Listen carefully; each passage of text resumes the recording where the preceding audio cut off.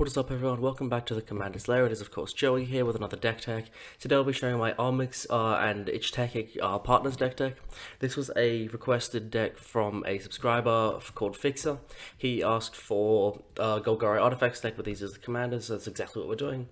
Armix is 2 and a black for a 3/2 legendary artifact creature Golem, and whenever he attacks you may discard a card. If you do, target creature defending player controls gets -X/-X until end of turn, where X is the number of artifacts you control plus the number of artifact cards in your graveyard, And of course he has partner, and our other partner matching him is Ich-Tekik Salvage Splicer, which is 4 and a green for a 1/1 legendary creature human artificer. When he ETBs, create a 3/3 colorless Golem artifact creature token. Whenever an artifact is put into a graveyard from the battlefield, that's any graveyard, doesn't have to be out specifically, but that's what we're going to be using here in this deck. Put a 1/1 counter on each Tekik and a 1/1 counter on each Golem creature you control, and it has partner of course as well. So the synergies, what we're going to be doing here is sacrificing a whole bunch of artifacts, getting a whole bunch of artifact creatures from the bin to buff up our commanders and a bunch of other golems that we are playing, including Armix, of course. And then also, interesting to note with Armix, technically you could use cards like Whisper Silk Cloak and other things to give him unblockable to make sure it goes through for damage. I'm not going to be doing that. I think his ability, being able to likely just kill anything anyone controls, is a loaded gun, right? So we attack at someone and we say, wow, if you block Armix, I'm going to kill your best creature, I'm going to kill your commander, right? So they're likely going to leave it, because Armix is more of a value commander. It's going to be a bad trade-off for them.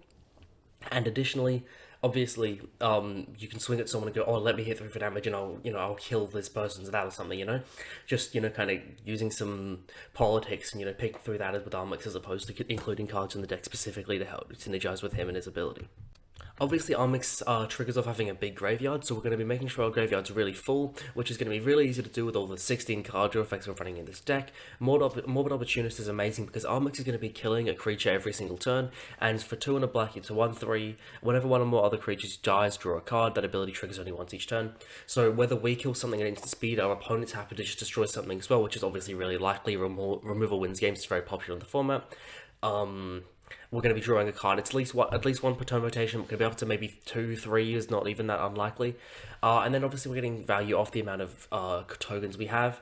So Costly Plunder is 1 and a black for an instant. As additional cost to cast this spell, sacrifice an artifact or creature, draw 2 cards. So this will be 2 mana, sack a treasure token probably, put a 1/1 counter on all of our golems and draw 2 cards, which is just great value with some tacked on card draw as well, getting bonus value through that. And then obviously Inspiring Call is probably one of the best cards in this deck. It's 2 and a green for an instant, draw a card for each creature you control with a 1/1 counter on it. Those creatures get indestructible at end of turn. So we're going to be putting 1/1 counters on both of our commanders very, very, very quickly without pretty much any trouble. So at the very worst, this is going to be 2 and a green, draw 2, that's already divination, but then it's going to be give your creatures indestructible as well.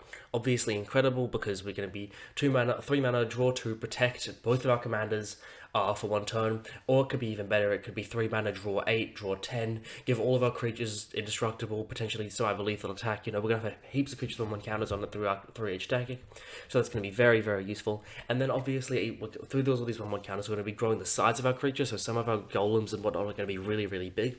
So Rich Guy's Expertise is a payoff for that. It's 4 green for a sorcery, draw cards equal to the greatest power among creatures you control, and you may cast a spell with mana value 5 or less from your hand without paying it. Its mana cost, obviously that's just a nice additional value there that's just really, really useful.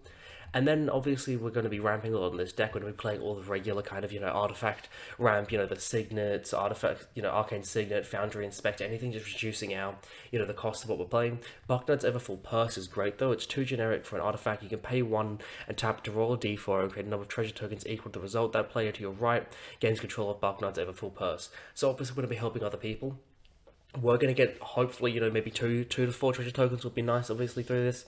But also, interestingly, Ich-Tekik benefits when any artifact is put into a graveyard, so we're going to be giving our opponents treasure tokens, right? Obviously, it's unfortunate we're giving them mana, but when we do, they're going to be buffing up our whole board. Say they get 4 treasure tokens off Bucknut's Everfull Purse, we're going to give all of our creatures +4/+4 permanently, right? Which is just, really, really great value. And then Priest of Yawgmoth is definitely another interesting one. This is probably one of my favorite cards in a artifact deck, or possibly even in just a big mana deck. I had a name as one deck.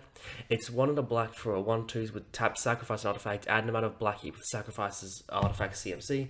So if we sacrifice something with 4-5 CMC, we're going to get 4 mana, which is just really incredible. We're going to be utilizing the power and of our artifacts and just all the artifacts we have to draw heaps of cards and ramp up heaps as well. Obviously, the easiest way to fuel Ich-Tekik is by having as many artifacts as possible. So we're going to be playing cards like that. Glittermonger is 3 in the green for a 1/4. It has tap to create a treasure token. So just every turn, this is going to give us a mana, which is then obviously going to buff all our creatures. So it's going to be technically kind of, a tap and then give all of our golems +1/+1 and add a mana of any color, which is obviously quite nice. And then Tireless Provisioner and Tireless Tracker are, going to be doing a really similar thing. Basically, whenever we land at ETBs, we're going to be getting a food token or a treasure token, or in Tireless Tracker's case, food or treasure token, and then Tireless Tracker is going to be giving us just the treasure token. And then obviously it gets, or whenever we sack a clue, it gets +1/+1. Basically what this is going to be doing is giving us tokens that we can sacrifice, just, incidentally getting heaps of tokens on the board, creating heaps by just playing lands and, doing what we generally do in any deck. Just making sure there's a lot of artifacts on the board to set us up some synergy pieces. To your value off this, we're going to be playing cards like Whining Constrictor. It's a black and a green for a 2/3 snake. If one or more creatures you control will be placed on an artifact or a creature you control, that many of those counters +1 are put on that permanent instead. And if you would get one or more counters, you get that many of those counters +1 instead. So obviously the first ability that we're focusing on, it's going to basically double Ich-Tekik's ability. So whenever an artifact goes to the bin, we're going to get 2 counters on everything, which is just going to grow our board very, very quickly, especially when combined with cards like Throat of Geth. It's two colors for an artifact, tap, sack, and artifact proliferate. So we can obviously sacrifice itself if we need to, which honestly isn't a bad rate. However, what we're going to be likely doing is sacrificing a bunch of those tokens or some artifacts that we don't need to proliferate. So then in combination with Whining Constrictor, this is going to be, if we tap it to sack one artifact, right? Let's say we even sack it to ourselves. We're going to tap it to sacrifice itself.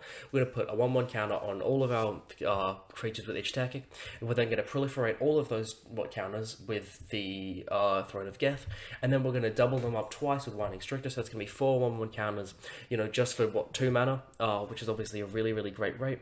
And then we're going to have cards like Defiant Salvager, which is 2 and a black for a 2/2. Sacrifice an artifact or creature, put 1/1 counter on Defiant Salvager. Activate this ability only time you can cast a sorcery. What that's going to be able to let us do is, we're not going to be able to continue doing this to attack with them and kill someone with it. We're going to be doing this to buff up all of our other creatures. So say we only have 5, 6, regular just value pieces on the board, some artifacts, and then say like 10 tokens, right? Which is a high board state, but it's achievable. If we sacrifice them all, that's going to give both of our commanders and all of our golems +15/+15, which is obviously a very big boost. We can just sacrifice them all for free, and that's very easily going to close out the game from there. Speaking of winning, this is going to be the win cons right here. We're going to basically be benefiting from the amount of artifacts we have with cards like Cranial Plating. It's 2 colorless for an equipment. Equipped creature you control gets +1/+0 for each artifact you control. So it's likely that, we could, give something maybe +10, +15, which would be really, really nice, but it's obviously definitely achievable. It has black attached Cranial Plating to target creature you control, so we can do that at instant speed. Maybe, during combat or something, right as our Armix is about to connect for damage, we can sneak it on and kill someone through commander damage, a bit sneaky, but that's pretty good. It also has equipped for 1 generically, just especially in a deck like this where we're making so many tokens and we're making our commanders really big. It's definitely just a great win con there. This is similar to Disciple of the Vault and Marionette Master. Marionette Master was a lot more powerful, but they're both basically going to be draining our opponent into whenever we sacrifice artifacts. So, just ping them constantly, and potentially as we sacrifice more and more, we could outright just kill them with, when combined with cards like that, Defiant Salvage is just sacrificing our whole board, just instantly draining all our opponents. Otherwise, though, as I've mentioned throughout this entire deck, we're going to have other golems, right? This is where those other golems come into play. So, Maul Splicer is 6 in green for a 1/1 when Maul Splicer ETBs, put 2 3/3 colorless golem artifact creature tokens on the battlefield, and then golem creatures you control of trample. So it's going to give everything trample. This is probably one of the best win cons in the deck because everything's just going to be absolutely massive and it's going to have trample.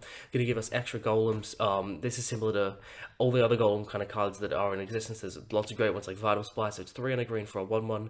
When it ETBs, you get 1 3/3 golem, and then it has 1 regenerate target golem, so we can protect both of our commanders with this, and just get some golems. And then cards like Triplicate Titan is 9 mana for a golem, 9/9 with flying, vigilance, and trample. And when it dies, it splits into 3 3/3 golems, 1 with flying, 1 with vigilance, 1 with trample.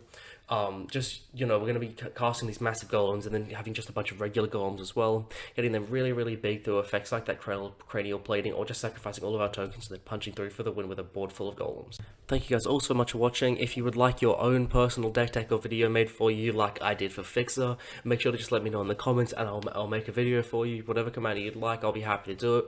Otherwise, let me know what your thoughts are on this deck. I really found this fun.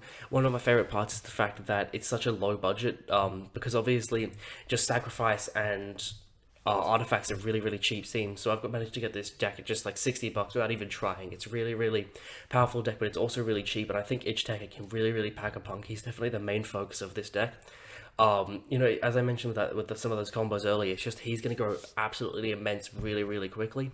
Yeah, so make sure to let me know what you guys would do with this deck, what your thoughts are. Make sure to like if you enjoyed the video, subscribe if you want to see more, and thank you guys all so much, and I'll see you all next time.